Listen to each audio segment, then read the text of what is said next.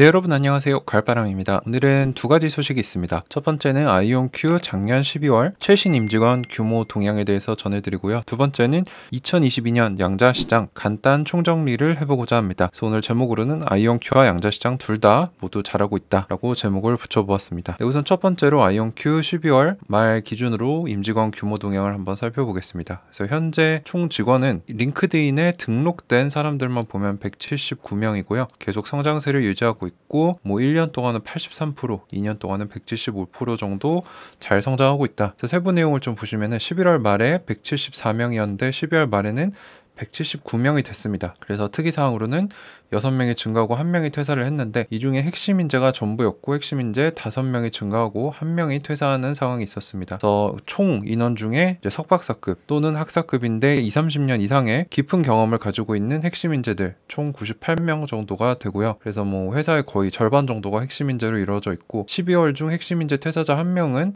한 달 전에 입사했던 스태프 Theoretical Physicist 이제 이론 물리학자 박사였는데 한 달 만에 퇴사한 것으로 봐서 개인 사정 또는 더 좋은 데로 갔거나 이런 이유였던 것 같아요. 그래서 핵심 인재가 퇴사한 거는 제가 이제 동향 살핀 이후로 처음 봤습니다. 그리고 5명이 증가했기 때문에 크게 신경 쓸 사항은 아닌 것 같습니다. 주요 핵심 인재 영입 상황을 보면은 박사급 소프트웨어 엔지니어가 1명 들어왔고 테크니컬 프로그램 매니저 그리고 부장 이사급 정도의 이제 제조, 제품, 엔지니어링, 오퍼레이션 쪽에 이쪽이 또 사람이 많이 필요하다고 하셨죠. 크리스먼 교수님이 이제 양자 컴퓨터는 엔지니어링만 하면 되기 때문에 이렇게 세 분이 들어오셨고 이제 임원급으로 2명이 들어왔는데 Chief Revenue Officer, 최고 매출 관리자로 리마 알라메딘이라는 분이었는데 이분의 핵심 이력으로는 엔비디아의 상무였던 거죠. 그래서 기업 영업, 이런 매출 관리 이쪽에 뛰어난 사람이다. 그래서 시스코, 썬마이크로시스템스 여기는 이제 오라클에 인수된 기업인데 소프트웨어 엔지니어로 일하면서 기술력도 있고 기업 영업 쪽으로도 엔비디아 임원에 올라갔을 정도로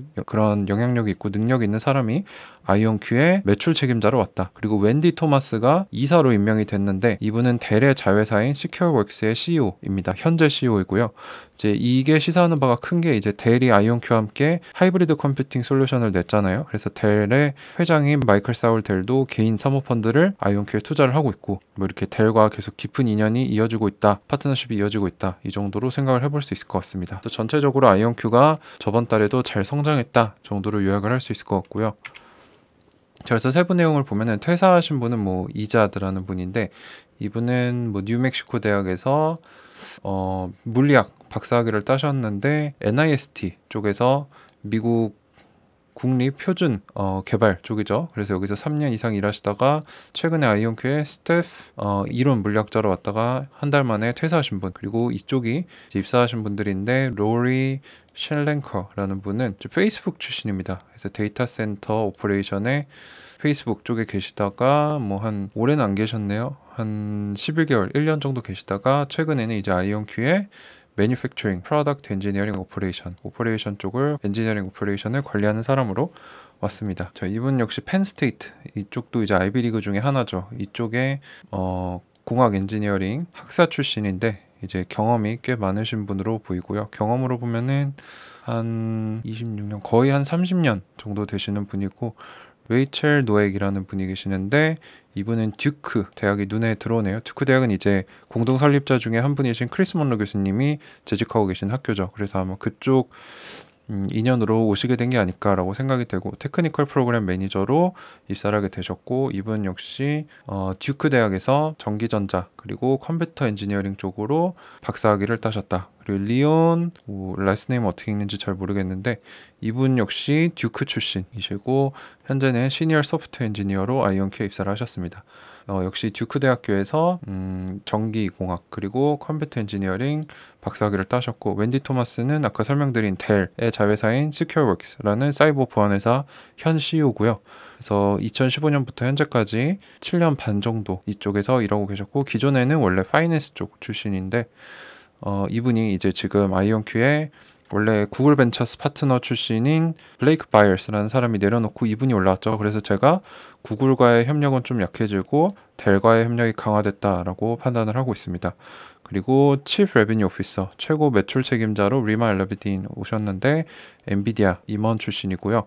보시면은 바이스 프레지던트 상무였고 엔터프라이즈 세일스 기업 영업 쪽 그리고 여러 산업 분야에 걸쳐서 이 미국 대륙, 북미, 남미 모두 이쪽 영업을 관리했던 사람입니다. 특히 이분은 또 하버드에서 뭐 교육을 받으신 게 있고 시라큐스라는 명문 미국 사립대학교 출신이시고 베이루트 출신으로 아랍어에 또 능통하시다고 하네요. 그래서 이분 영입을 또 아랍 지역, 중동 지역에 뭐 지사를 설립하기 위한 계획이 아니냐라는 얘기도 나오고 있습니다. 그래서 이런 분들이 입사를 하셨다. 자, 그리고 2022년 양자 컴퓨팅 시장에 대해 간단하게 총정리를 좀 해보겠습니다. 좋은 자료가 있어서 가져와 봤는데 일단 요거는 민간 투자 금액입니다. 글로벌 프라이빗 펀딩 인투 퀀텀 컴퍼니스라고 해가지고 2021년에 특별히 민간 분야에서의 투자가 많았죠. 그래서 지난 뭐 10년간 합친 것보다 더 많았다라고 했는데 구성을 보시면은 스펙이 상당히 컸습니다. 우회 합병하는 거죠. 그래서 상장하는 방식이었는데 아이온큐도 이 방식으로 상장을 했고요. 그리고 그 다음에 시리즈 D 이제 시드에서 A, B, C, D로 갈수록 더 규모가 커지고 더 성숙한 투자를 얘기를 하는데 2021년은 이제 스펙 비중이 컸고 시리즈 D가 컸는데 2022년에 이제 인플레도 있었고 뭐 금리 인상 전체적으로 경기도 안 좋았죠. 그래서 아마 양자 분야의 투자가 적었을 거다라고 예측을 했는데 거의 비등비등했습니다. 그래서 2022년에도 상당히 양자 시장에 민간 투자가 많았다. 특별히 시리즈 A와 시리즈 B가 많았습니다. 그래서 아직 초기 단계인 기업들이 또 들어오고 있다. 큰 규모로 투자를 받아서 경기 침체, 뭐 인플레이션에도 투자금이 별로 줄지 않았다. 그래서 양자 시장에 대한 투자가 지속적으로 크고 앞으로도 크지 않을까 라는 생각이 좀 들었습니다. 이게 또 중요한 핵심 포인트 중 하나였고요. 자, 다음으로 이제 새로 양자 시장에 진입한 기업들의 숫자인데 2019년에 83개로 피크를 찍고 계속 떨어지고 있고 2022년에 29개로 엄청나게 많이 줄었습니다. 새로운 기업들이. 그래서 비중을 보시면은 2022년에 이제 아덜 퀀텀이 제일 크고 기타 양자 관련 기업들 그리고 그와 비슷한 비중이 이제 양자 컴퓨터 자체 그리고 그 외가 이제 하드웨어, 소프트웨어 정도가 될 것 같네요. 근데 이제 여기서 중요한 점은 이런 새로운 양자 기업들이 줄어드는 이유는 이제 아무래도 양자 분야가 전문 기술 인력들이 필요하다 보니 인력 풀이 한정돼 있고요. 그리고 진입 장벽이 높기 때문에 새로운 기업들이 적어지고 있다. 그 말인즉슨 현재 좋은 기술력을 가지고 있고 자금력을 가지고 있고 잘 치고 나가는 기업들이 앞으로 1등을 할 가능성이 높다라는 얘기로 해석을 해볼 수도 있을 것 같습니다. 이런 트렌드가 있다. 그리고 시리즈 B, 시리즈 A 이제 초기 단계 투자를 받는 기업들의 숫자와 규모가 많았습니다. 그래서 뭐 인플레이션, 뭐 이것도 인플레이션에다가 Q를 넣어서 말장난을 친 것 같고요. 스핀Q, 클래식, 뭐 오리지 퀀텀, 요건 이제 중국의 유명한 양자 기업이고 나노시스, 큐나시스, 아톰 컴퓨팅 등등 수많은 기업들, 뭐 미국, 캐나다, 중국, 이스라엘, 중국, 뭐 어디가 앞서가는지 보이죠? 미국, 일본 등등 이제 큰 나라들, 선도국들이 지금 이렇게 새로운 기업들이 계속 나오고 있고 2022년에 이제 시리즈 AB 펀딩이 많았던 것만큼 이제 양자 분야에 지속적인 성숙을 보여주고 있다. 라고 얘기를 하고 있습니다. 참고로 시리즈 A는 한 2에서 15밀리언 달러 정도를 얘기를 하고 시리즈 B는 30에서 60밀리언 정도를 얘기를 합니다. 아직까지는 새로운 기업들이 더 진입해서 커지고 있지만 그 새로운 기업들이 나타나는 빈도가 줄어들고 있다 정도로 요약을 할 수 있을 것 같고요. 자, 다음으로는 이제 양자 기업들이 강력한 파트너십을 일반 기업들과 갖추고 있다라고 얘기를 하고 있습니다. 그래서 뭐 여기 보시면 수많은 기업들, 뭐 뱅크 오브 캐나다 뭐 등등 제가 잘 모르는 기업들이긴 하지만 이제 양자 기업들이 여러 산업계의 다양한 기업들과 강력한 파트너십을 구축하는 건 트렌드다라고 제가 몇 번 말씀을 드렸습니다.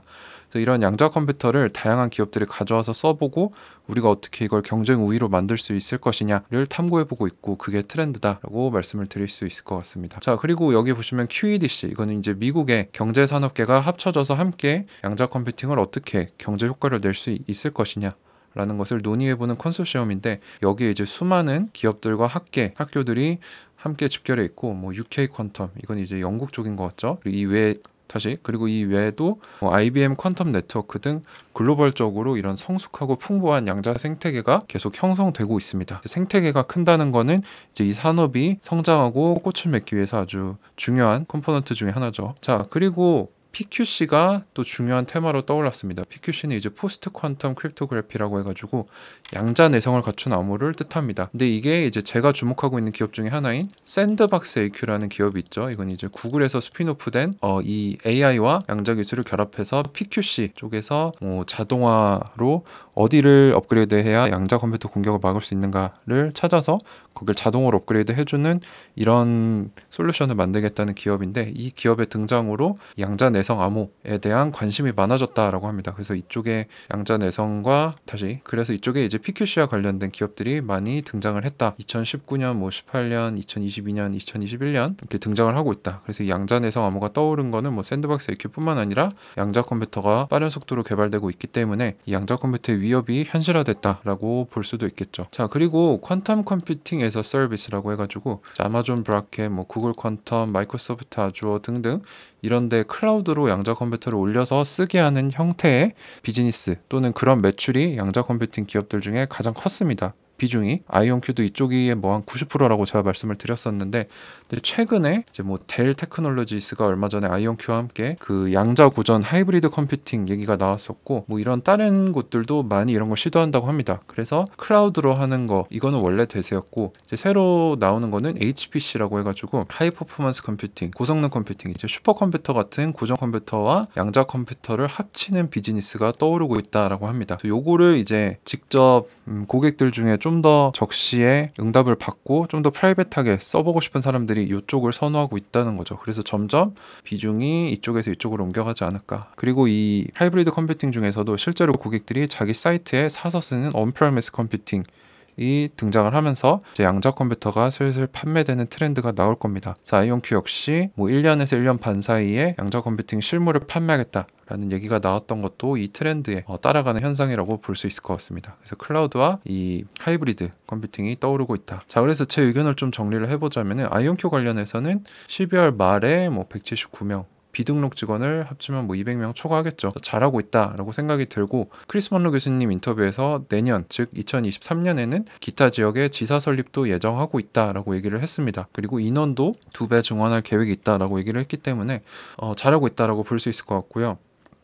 제 생각으로는 아랍 지역, 요건 이제 얼마 전에 영입된 그 엔비디아 출신 상무, 그분이 이쪽에 기여할 수도 있을 것 같고, 최근 레딧을 보니까 시카고 쪽에 아이온큐가 사무실을 찾고 있다라는 찌라시가 돌더라고요. 그래서 이런 곳들, 미국 내부의 대도시로 가든지 아니면 글로벌하게 다른 나라로 가든지 하는 형태가 올해 보이지 않을까라고 생각이 되고 있고, 핵심은 아이온큐 잘하고 있다. 그리고 2022년 금리 인상, 인플레이션, 경기 침체로 퀀텀 윈터라고 해가지고 양자 분야에 대한 투자가 줄어들 것에 대한 두려움이 있었는데, 실제로는 22년 민간 투자금은 21년과 비슷한 수준이었다. 즉 양자 분야에 대한 큰 투자가 지속되고 있기 때문에 양자 시장도 잘하고 있다. 사람들의 관심이 많다라고 볼 수 있을 것 같고, 신규 양자 기업들의 숫자가 줄어들고 있다라고 말씀드렸죠. 그래서 이쪽 기술은 진입 장벽이 높고 인력풀이 한정돼 있기 때문에 현재 기술력과 자금력을 잘 갖춘 기업들이 선도가 될 가능성이 높기 때문에 이제 양자 분야에 투자를 한다고 하면은 이런 기업들을 찾아서 투자하는 게 좋겠죠.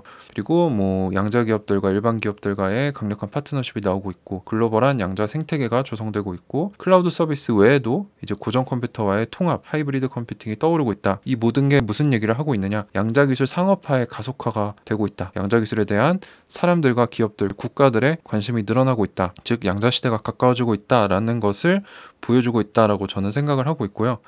번외로 이제 우리나라가 최근에 2030년 양자 컴퓨터 시연 그리고 박사급 인재 1000명 확보를 위한 행사를 열었습니다. 최근 12월 29일에 카이스트에서 제1회 양자기술 최고위 전략대화가 개최가 되었는데, 2030년 양자기술 4대 강국을 목표로 세부적인 기술 목표들을 제시를 했다라고 합니다. 그래서 예를 들어서 5년 안에 이제 전기차 배터리 결함을 극복하기 위한 것, 이건 아이온큐와 현대자동차가 하고 있는 거랑 비슷한 거겠죠.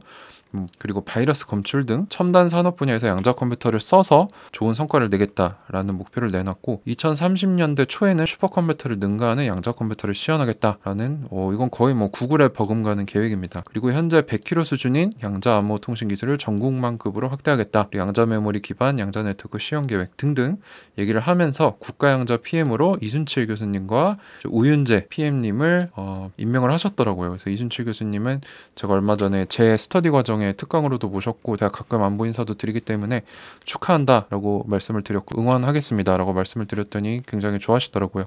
그래서 우리나라가 이렇게 관심을 가질 정도면 전 세계적으로 양자 컴퓨터에 대한 관심이나 열정이 얼마나 큰지 좀 느낄 수 있었던 것 같습니다. 자, 그래서 오늘 아이온큐 12월 최신 임직원 규모 동향과 2022년 양자시장 간단 총정리를 해봤는데요. 결론은 부자와 같습니다. 아이온큐와 양자시장 둘 다 잘하고 있기 때문에 지금 주가가 많이 떨어졌지만 만약 우리가 진짜 이 분야에 대해 열정이 있고 희망이 있다, 미래가 있다라고 생각하면은 지금은 좀 더 인내하고 기다릴 때가 아닌가라고 좀 생각을 하면서 오늘 영상을 마치고자 합니다. 네, 오늘도 긴 영상 끝까지 시청해주셔서 감사합니다. 가을바람이었습니다.